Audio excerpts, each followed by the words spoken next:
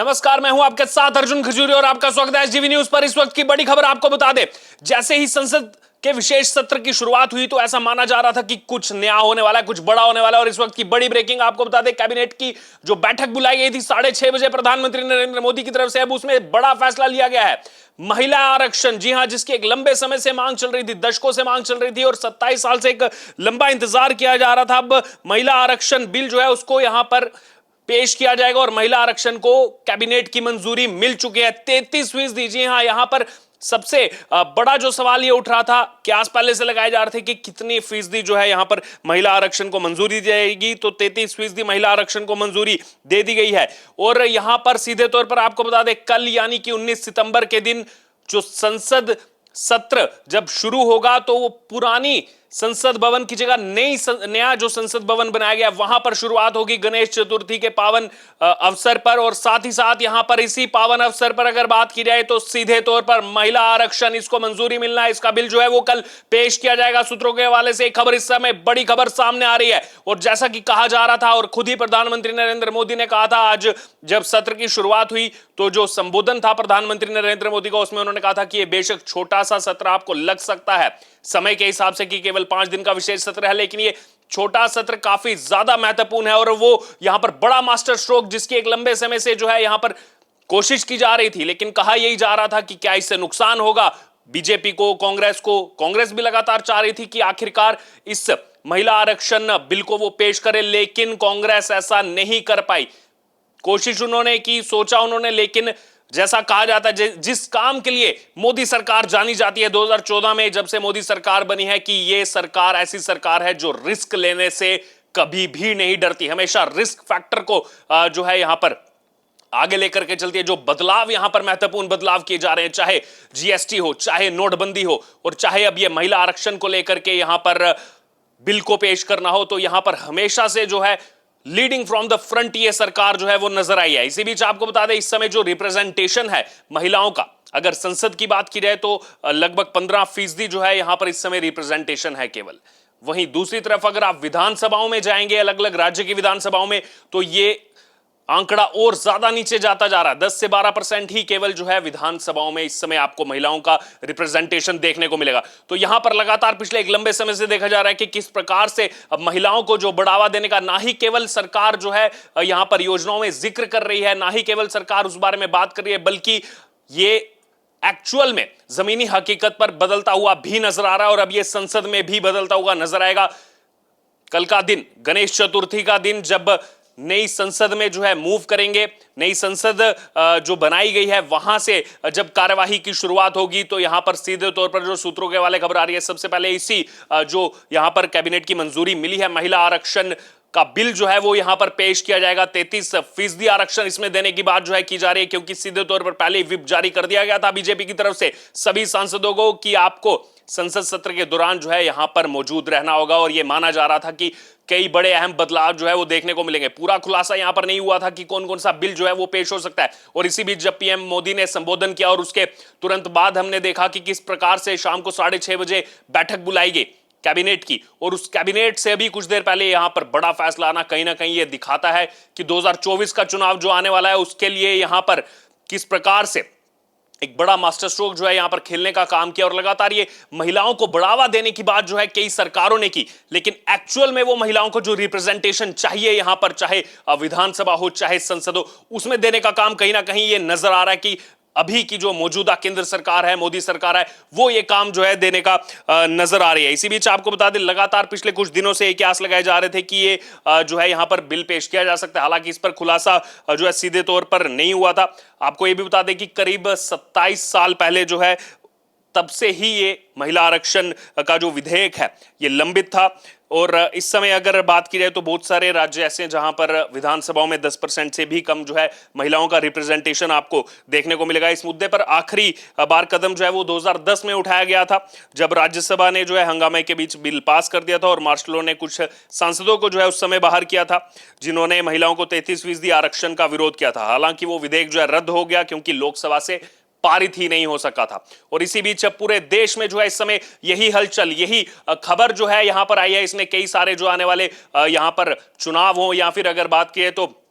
लगातार जो महिलाओं के लिए बातें जो है कहा जाता है लोगों की तरफ से केवल क्या बातें की जा रही है, लेकिन यहां पर बिल्कुल भी अगर आप देखेंगे तो किस प्रकार से जो केवल बातें नहीं है, यहां पर आपको एक्चुअल देखने को भी मिलेगा कि किस तरीके से बदलाव किए जा रहे हैं। चाहे हमने देखा हो पिछले कुछ समय में ट्रिपल तलाक जो एक बड़ा स्टेप था यहां पर सरकार का, वो ट्रिपल तलाक का भी यहां पर सफर जो है वो इस सरकार ने, हमने देखा किस प्रकार से इस सरकार ने जो है उस पर भी यहां पर जो है एक्शन लिया। लगातार उसकी बात की जाती थी लेकिन एक्शन जो है वो हमें मोदी सरकार में देखने को मिला। बहरहाल पिछले कुछ समय से चाहे कांग्रेस हो चाहे बीजेपी हो, दोनों दलों ने इसका समर्थन तो किया, लेकिन इसके बावजूद जो है यहां पर यही कहा जा रहा था कि कांग्रेस भी इस पर कोई स्टेप नहीं ले पाई थी, क्या बीजेपी भी कोई स्टेप नहीं ले पाएगी? 10 साल कार्यकाल जो है वो यहां पर मोदी सरकार के होने के बावजूद। लेकिन इसी बीच यहां पर ये जो विशेष सत्र जब से ही बुलाया गया था कि 18 सितंबर से ये विशेष सत्र जो है संसद का होगा, उसी समय बहुत सारे राजनीतिक जो विशेषज्ञ हैं उनका ये कहना था कि इसमें कुछ ना कुछ बड़ा जो है वो आपको देखने को मिलेगा। और इसी बीच अभी अगर बात की जाए तो यहां पर वर्तमान लोकसभा में 78 जो है महिला सदस्य चुनी गई हैं। कुल अगर आप देखेंगे 543 लोकसभा सांसद है, उसमें केवल 78 महिलाएं वहां पर जो है वो प्रतिनिधित्व कर रही हैं संसद में। लोकसभा में ट्रिपल डिजिट में भी नहीं है। और अब यहां पर जैसे ही ये 33% जो है यहां पर रिजर्वेशन जो है महिला आरक्षण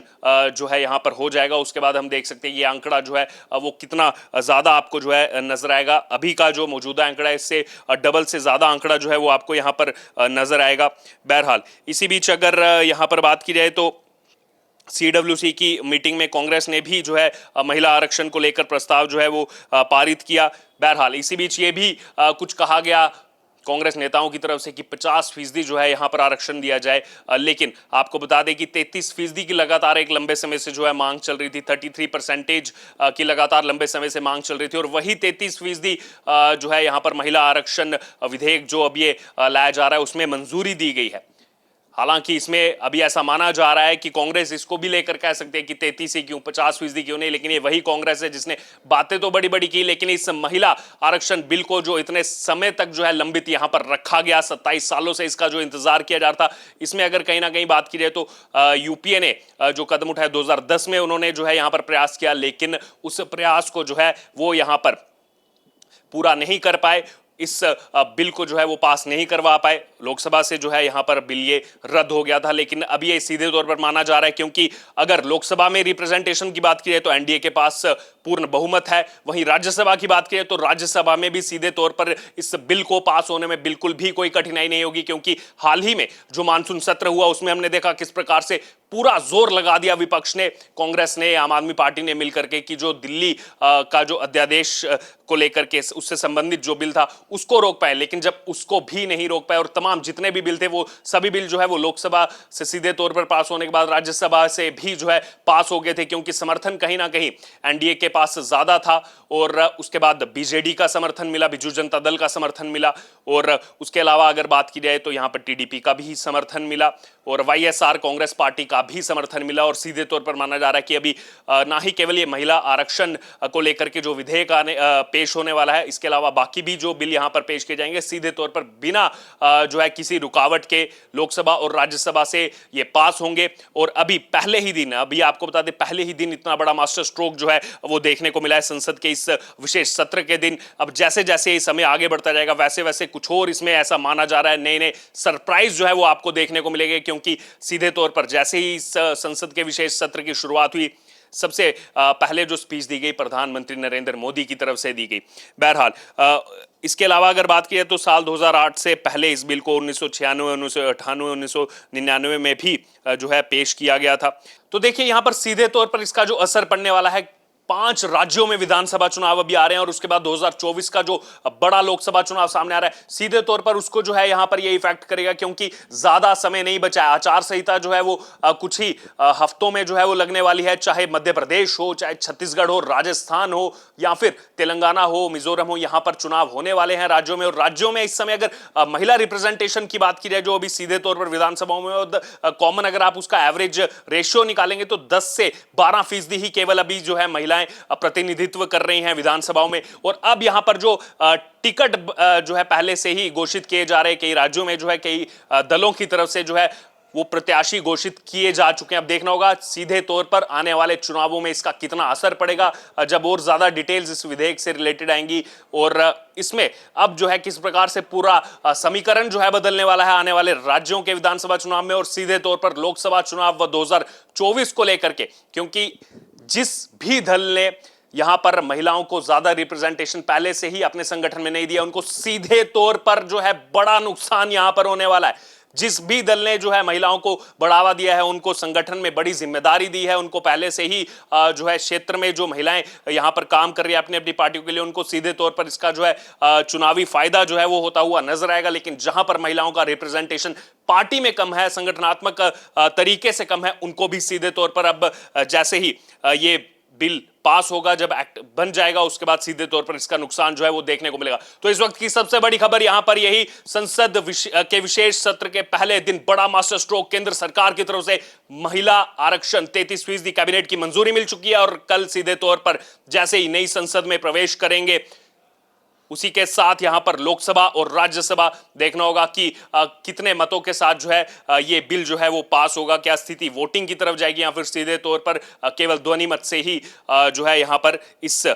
बिल को पास कराया जाएगा। लोकसभा में तो ध्वनि मत से ही जो है ये बिल पास होगा, लेकिन क्या राज्यसभा में ऐसी स्थिति यस या नोस की जाएगी या उसमें भी ध्वनि मत से पास होगा? आपकी इस पर क्या राय है? बेसब्री से इंतजार था, 27 साल से जो है लगातार इंतजार किया जा रहा था कि कब आखिरकार ये महिला आरक्षण बिल जो है वो पास होगा। क्या लग रहा है आपको, इस बार क्या पास हो जाएगा और क्या ये बड़ा मास्टर स्ट्रोक साबित होगा आने वाले 5 विधानसभा चुनाव के लिए या फिर लोकसभा चुनाव के लिए? इस बात पर आपकी जो भी राय हो आप जरूर हमारे साथ कमेंट बॉक्स में शेयर करो। इससे जुड़े तमाम अपडेट के लिए बने रहे एसडीवी न्यूज के साथ। धन्यवाद।